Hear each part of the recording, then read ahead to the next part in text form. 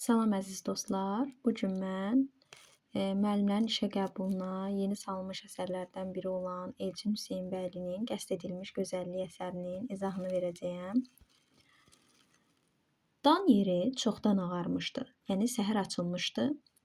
Yenə təbiət günəşin qızılı tellərinə qoyun açmışdı. Deməli görürsüz ki, burada bədii təsvir və ifadə vasitələrindən istifadə olunmuşdur. Təbiət günəşin qızılı tellərinə qoyun açmışdı. Burada metafor var. Qızılı tel deyəndə belə deyim də epitet götürülməyəcək. Yəni mənim fikrimcə qızılı tel yəni rəng mənasını bildirir də, qızılı saçlar. Məcazlı yoxdur burada, amma metafordan istifadə olunmuşdur. Araz boynu həzin bir musiqi, təbiətin sirli, sehirli səsi bürüyürdü. Araz boynu həzin bir musiqi, təbiətin sirli, sehirli səsi bürüyürdü.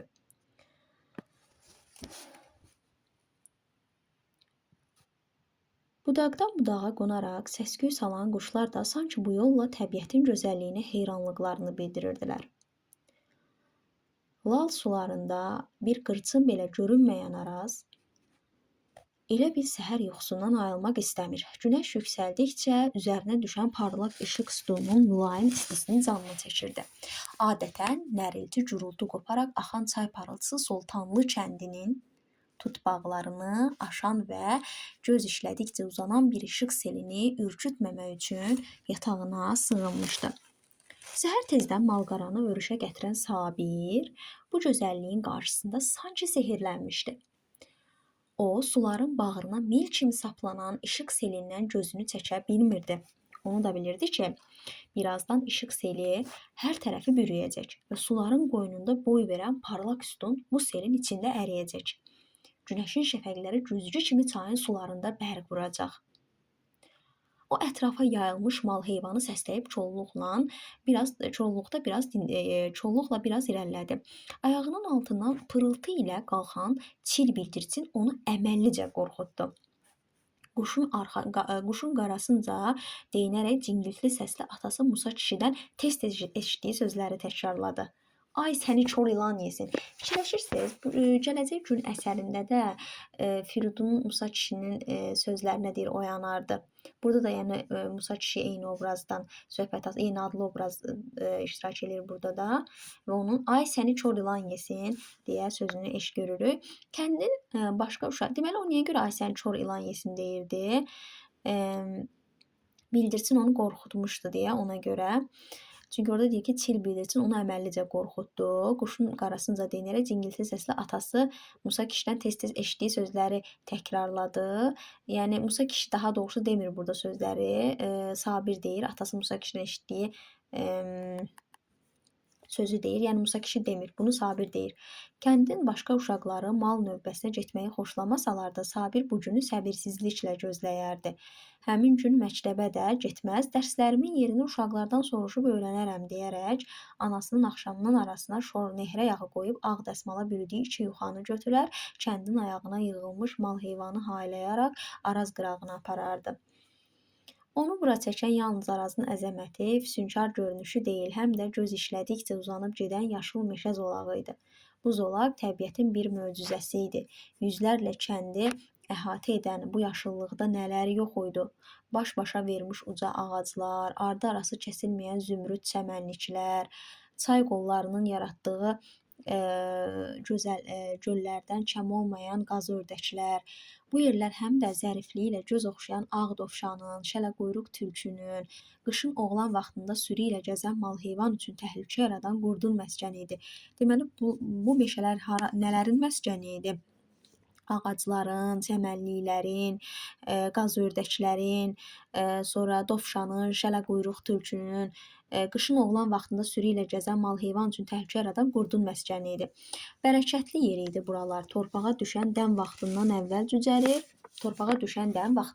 cücərir, günəşə doğru boylanırdı. Tala-tala açıq yerlərdə əkilən kartof, soğan, pomidor, dava dərmansız yetişir, məhsul ildən ilə çoxalırdı. Arazın sağ sahilində Sabirgilin kəndləri ilə üzbəüz bir oba vardı. Oranı hamı İran Cəfərlisi adlandırırdı. Çoxlarının qohum-əqrəbası bu kənddə idi. İmkan düşən kimi çay qırağına gəlib səsləşər, bir-biri ilə hal-əhval tutardılar. Vay öcünə ki, bu danışıqdan sərhədçilər xəbər tutaydılar. Həmin dəqiqə danışanları Zastafa adlanan qərargahlarına aparır, həm cərmələyir, həm də bir sutka orada saxlayırdılar. Bir sutka yəni bir gün orada saxlayırdılar. Belə vaxtlarda qaçaq Nəsirin nəvəsi Xasay kişi acıqlı-acıqlı gileylənirdi.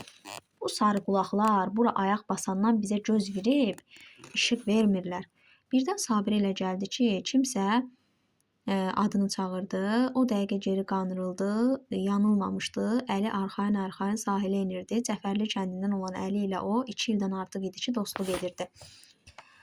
Bu əsər çox əsərlərlə müqayisə olunacaq bir əsərdir. Deyərdim ki, Azad əsəri ilə, Gələcək Gün əsəri ilə,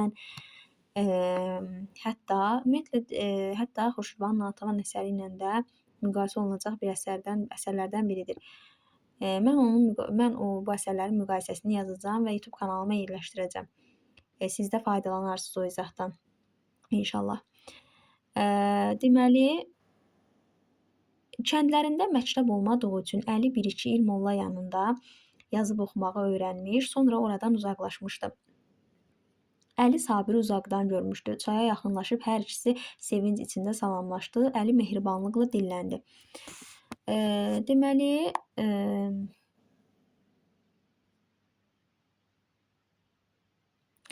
Sabirlə Əli 2 ildən artıq idi ki, dost idilər və Əli kənddə məktəb olmadığı üçün 1-2 il molla yanına getdi, yazıb oxumağı öyrəndi, sonra oradan uzaqlaşdı.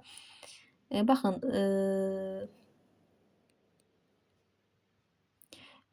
Nurəddin əsərində Əmraslan obrazı məktəbə gedir, amma məktəbdə onu bir uşağı vuraraq onu çıxardırlar şkoladan. Amma Əli kənddə məktəb olmadığı üçün molla yanına gedir, amma yazıb oxumağı öyrənəndən sonra oradan uzaqlaşır. Yəni müqayisə olunacaq əsərlər çoxdur bu əsərlə. Əli Sabiri uzaqdan görmüşdü.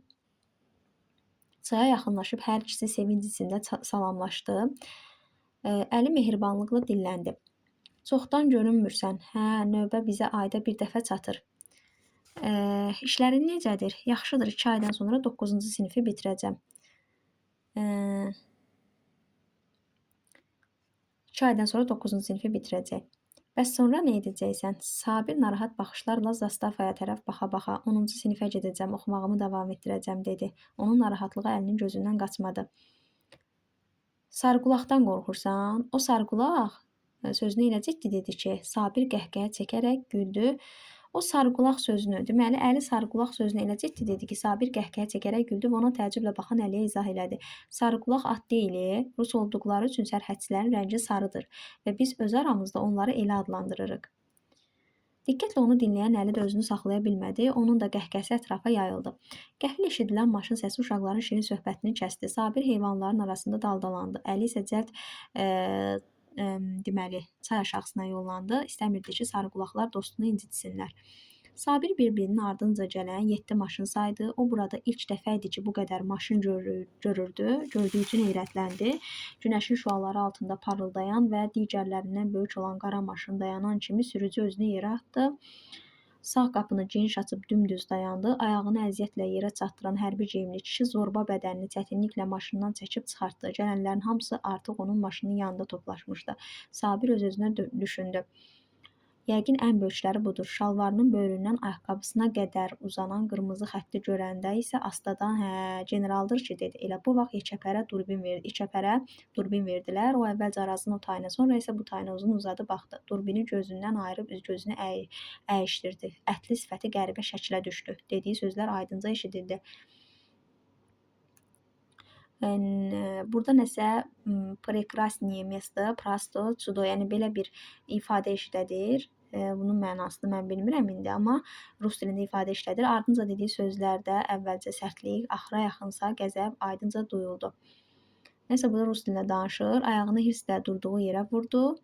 Şişmanın dedikləri Sabirin beynini oyur.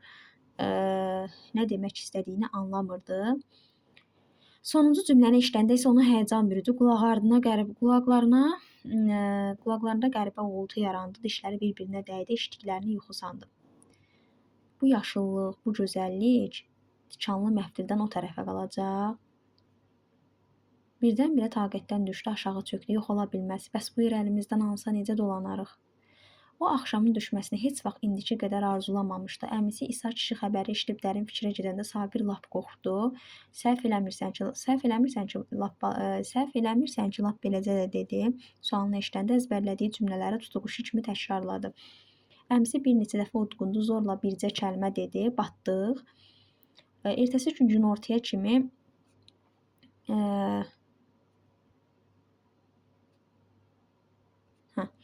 Ertəsi gün günortaya kimi kənddə bu barədə danışan olmadı. Hərə öz işində, gücündə idi, amma kolxoz sədrinin sürücüsü Zəkəriyyənin arvadına pıçıltı ilə dediyi sözlər günortadan sonra kənddə bomba kimi partladı. Hərə bir söz dedi. Deyəsən kəndi köçürəcəklər, kənd plana düşüb, sərhədin yerini dəyişəcəklər. Gecədən xeyli keçənə kimi Əmirvarlı kəndinin cəmaatı evlərinə yığışmadı. Hamı sədri gözlədi, lakin nə Ağa Kişiyev sədri belə çağırdılar, nə də onun pobedasını sürən Zəkəriyyə həmin gecə kəndə qayıtdı. Hava qaralar-qaralmaz rayon mərkəzində Bakıdan gələn nümayəndənin iştirakı ilə iclas başlamışdı. Hamının üzündən həyəcan və təşviş yağırdı. Özünü tox tutan yalnız birinci katiblə şəhərdən gələn nümayəndə idi. Birinci katibin yerində əyləşən nümayəndə domba gözlərini qarşısındakı kağızlardan çəkmir, birini qoyub digərini götürürdü. Rəngi qara-qırmızı idi. İclasdan əvvəl Çınarüstü restoranda yaxşıca yeyib içsə də çox dilxor idi. Çünki büro üzvlərinin qırımından hiss eləyirdi ki, yığıncağı başdan sovda aparmaq mümkün olmayacaq. Şimdi bu. Deməli,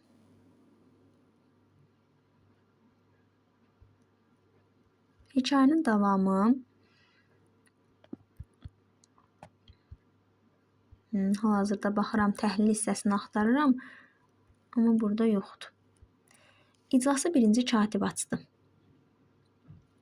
Büro iclaslarında səsi aləmi bürüyən katibin səsi bu gün mülayim idi. Bu büro üzvlərini səksəndirdi. Hamı başa düşdü ki, vəziyyət onların düşündüyündən də gəlizdir. Katibin eyhamından aydın oldu ki, lap yuxarının tapşırığı icra olunsa yüzlərlə kənd malı heyvan saxlamaqdan, o tərəfdən əkin-biçindən əl çəkməli olacaq. Birinci zərgirə oturan Ağa Kişiyev həyəcanını gizlədə bilmirdi. Onun əlləri titrəyirdi. Ömrünün 20 ildən çoxunu kolxoza verən, böyük xətir-hörmət qazanan sədr bu tapşırığın fəsadlarını o dəqiqə hiss elədi. Meşəyə yaşıllıq məhv ediləcək, camaat kənddən qaçaq düşəcək. Katibdən sonra söz nümayəndəyə verildi. Ana dilini yaxşı bilməyən nümayəndənin qüsurlu nitqini anlamaq çox çətin idi. Onun son sözlərindən sonra zala dərin səssizlik çökdü. İclasdakılar belə başa düşdülər ki, tikanlı məftillər 8-10 kilometr şimala çəkilməlidir. Güya çay daşanda sərhəd zolağını su basır, bu da sərhədçilərin işini çətinləşdirir. Bunun yalan olduğunu hamı bilirdi. Çayın şimal sahili hündür olduğu üçün belə bir təhlükə gözlənilmirdi. Ağa Kişiyev danışmaq üçün söz istəyəndə katibin qanı qaraldı. Sədr çayın sol sahilində bənd tikintisinin mümkünlüyünü söyləyəndə isə o səsini qaldırdı. Bu məsələ qapanıb. Başqa sözün varsa danış dedi. Bu çabudluqdan alınsa da sədr sözünə davam elədi. Katib səsinin tonunu qaldırıb əlindəki qələmlə stolun üstünə döyəclədi. Yoldaş Ağa Kişiyev, biz verilmiş tapşırığın icrası barədə danışmalıyıq.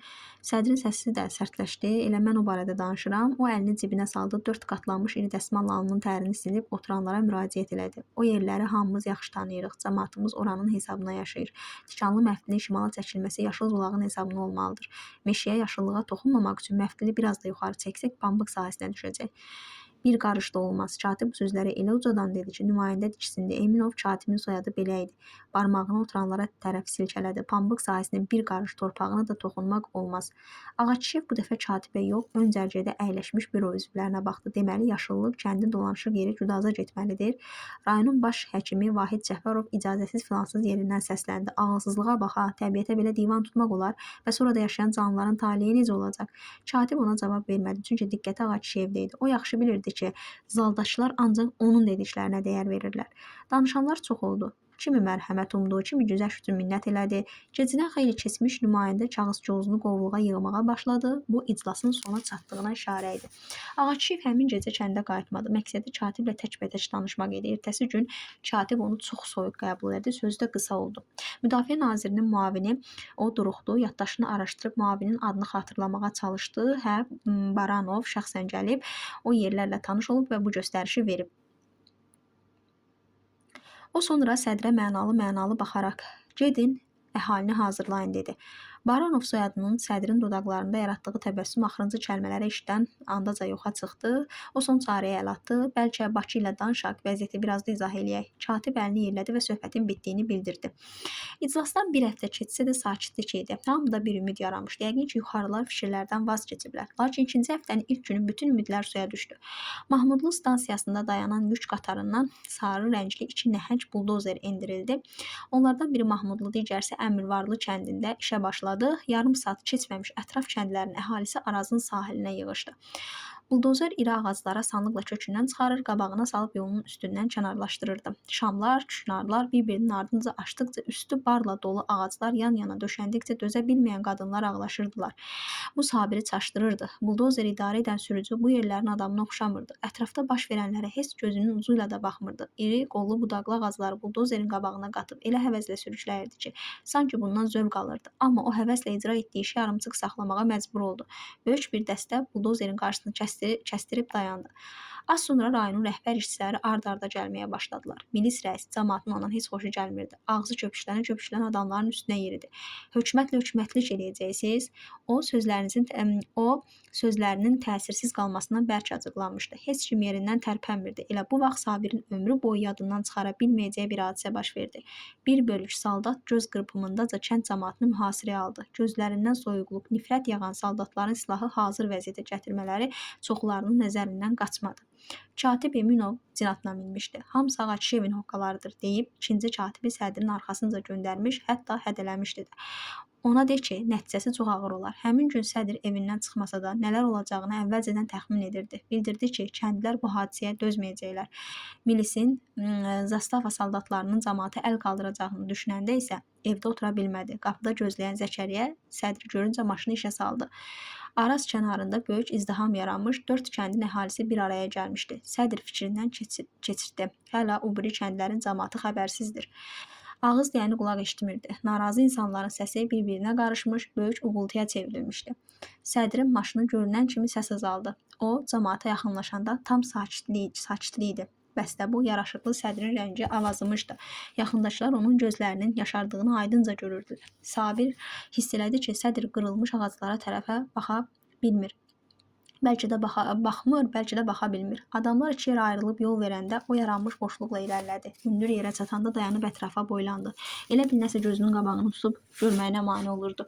Sədr dəsmalını çıxarıb gözlərinə çəkəndə ətraf aydınlaşdı. O yalnız bunu deyə bildi. Bu qəsdin qarşısını almaq mümkün olmadı. Heyrətlənən ağıçı Pəri sonralar and-aman eləyirdi ki, uşaqlıqdan tanıdığı Ağaçiyevi ömrü boyu ağlayan görməyibmiş. Həmin gün iş dayandırıldı. Lakin ertəsi gün sarı buldozerlər ətrafı səsküylə dolduraraq işləməyə başladı. Onlar irəlilədikcə yaşıllığı silib süpürür, arxalarınca bomboz çöllük buraxırdı. 100-dən yuxarı saldat isə əllərində avtomat üzü kəndə tərəf dayanaraq qımıldanmadan irəli baxırdı. Deməli, bu əsərdə nədən söhbət açılır? Gəlin baxaq.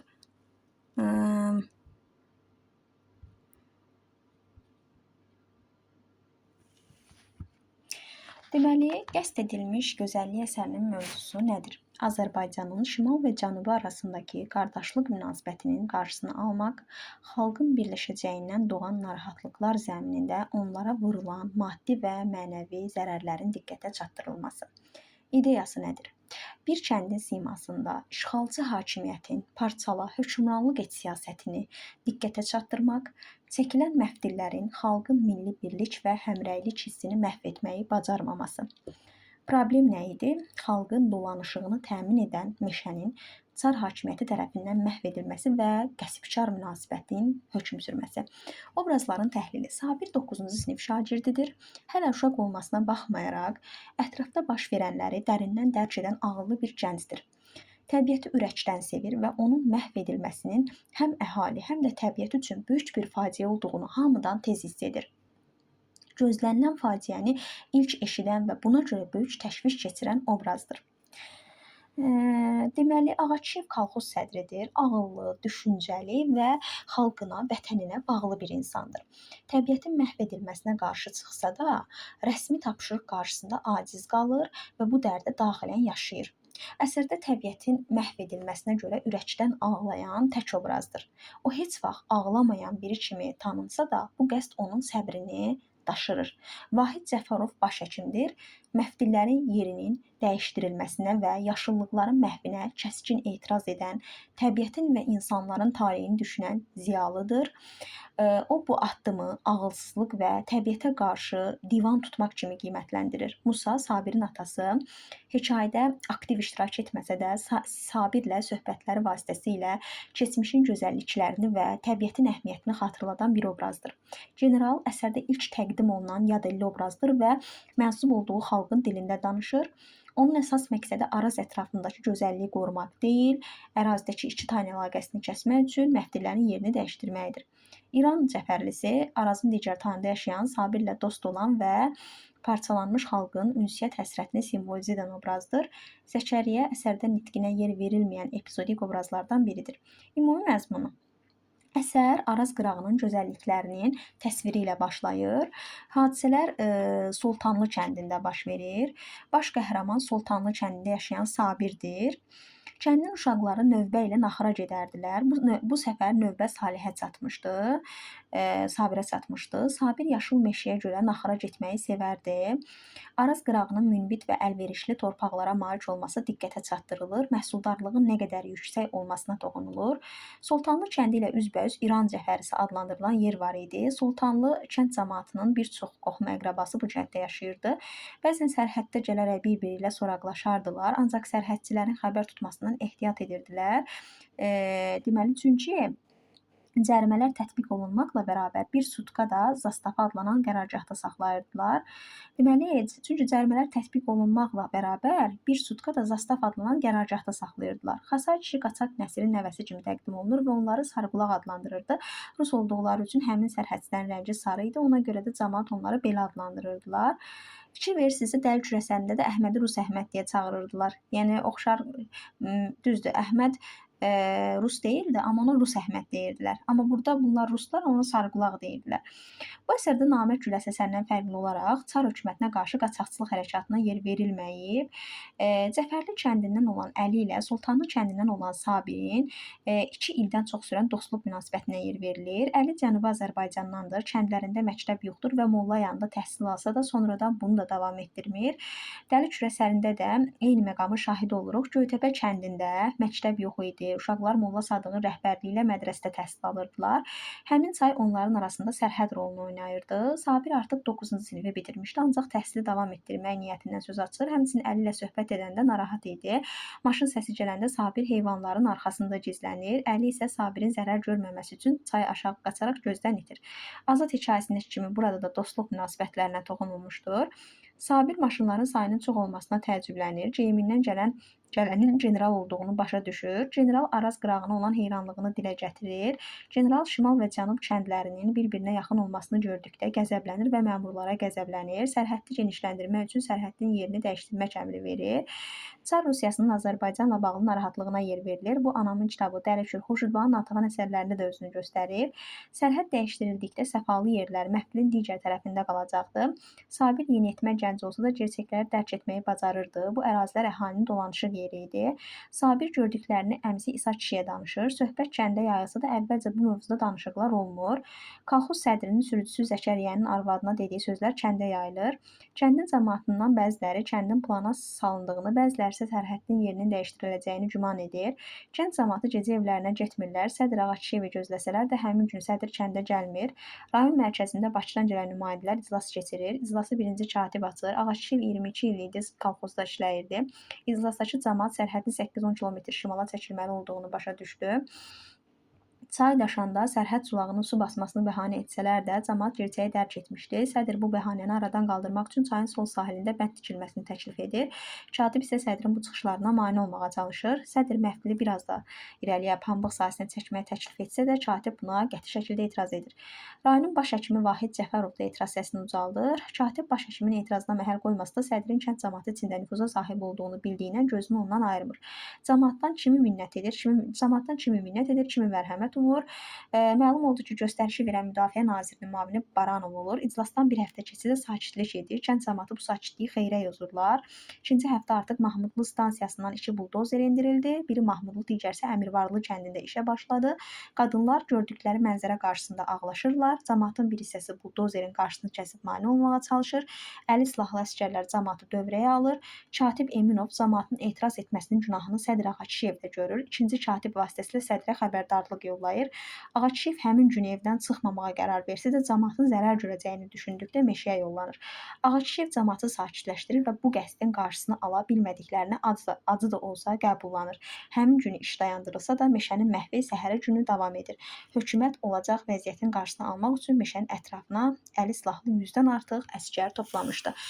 Deməli, gördüyünüz kimi burada Sovet hakimiyyətinin qəsbkarlıq siyasətini görürük və burada cavablara baxaq. Arazboyu torpaq sahəsində yalnız otlaq kimi istifadə olunurdu. Xeyr, belə bir otlaq kimi istifadə olunmurdu. Orada insanlar yaşayırdılar, əkinlər becərirdilər, əkinçiliklə məşğul olurdular. O tay və bu tayda yaşayanlar bir-birlə sərbəst əlaqə saxlaya bilmirdilər. Bu yanlış fikirdilər. Çünki sərhədçilər nəzarət edirdilər insanlara. Yüksək rütbəli rus zabitini əsəbləşdirən kəndlərin ixtiyarında geniş torpaq sahəsinin qalması idi. Yüksək rütbəli rus zabitini əsəbləşdirən kəndlərin ixtiyarında geniş torpaq sahəsinin qalması idi. Deməli, bu da yanlış fikirdir. Orada sadəcə deyirdi ki, belə deyim də, orada rus zabiti deyirdi ki,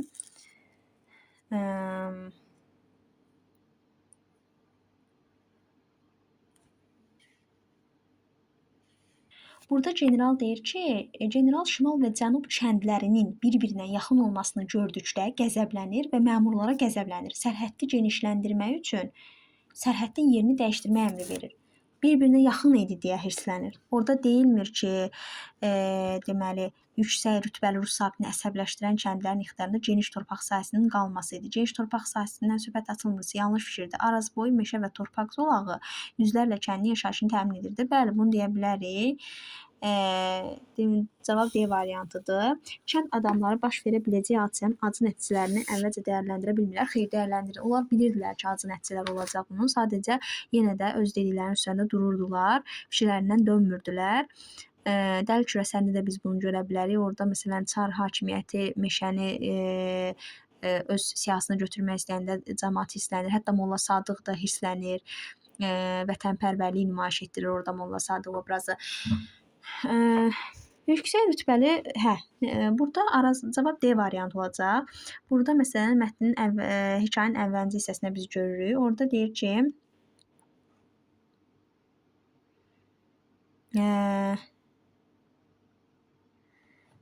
məsələn Cəfərli kəndini, Sultanlı kəndini burada Araz boyu meşə və torpaq zolağı yüzlərlə kəndin yaşayışını təmin edirdi. Bəli, meşə və torpaq zolağı deyilmir. Cəfərli kəndi, Sultanlı kəndi, yəni və onun kimi bir çox kəndlər. D variantı cavab burada. Fikirlərdən biri səhvdir. Araz boyu meşə və yaşıllıq gözəlliklə məşhur idi. Bəli, hekayənin əvvəlində bu haqda söhbət açılır. Bu ərazidən otlaq, meyvə tərəvəz əkini üçün əlverişli torpaq sahəsi kimi istifadə olunurdu. Bəli, doğru fikirdir. Kənddə yaşayan insanlar gözlənilən fəlakəti, onun ağır nəticələrini dərhal anlayırlar. Xeyr, dərhal anlamırlar. Onlar başa düşmürlər. Sadəcə orada deyilir ki, onlar bilirdilər belə olacaq. Daha doğrusu o söhbət düşəndən başa düşmüşlər söhbəti. Amma sadəcə dərhal anlamırlar. Baxın, burada deyir ki, ertəsi gün günortaya kimi kənddə bu barədə danışan olmadı. Hərə öz işində gücündə idi. Amma kolxoz sədrinin sürücüsü Zəkəriyyənin arvadına pıçıltı ilə dediyi sözlər günortadan sonra kənddə bomba kimi partladı və hərə bir söz dedi. Yəni deyəsən kəndi götürəcəklər, kənd plana düşüb. Yəni dərhal anlamaq söhbəti yoxdur, sonradan anlayırlar. Belə ümumi məzmun belədir. Daha sonra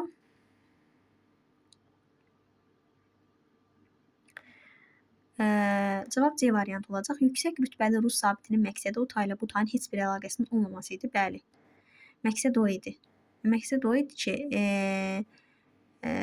deyir ki, məsələn, orada torpaqları genişləndir ki, necə yaxındır da bunlar bir-birinə. Deyir, bunları yəni ayırmaq lazımdır. Gözlənilən faciəni ilk eşidən və təşvişə düşən Sabir olur. Bəli, ilk 7 maşını o görür, fikirləşir ki, bunlar kimdir falan. Yəni təşvişə düşən Sabir olur ilk dəfə. Bu qədər. Əsərin məzmunu bu qədər. Əgər faydalı oldusa, kanala abunə olmağı unutmayın.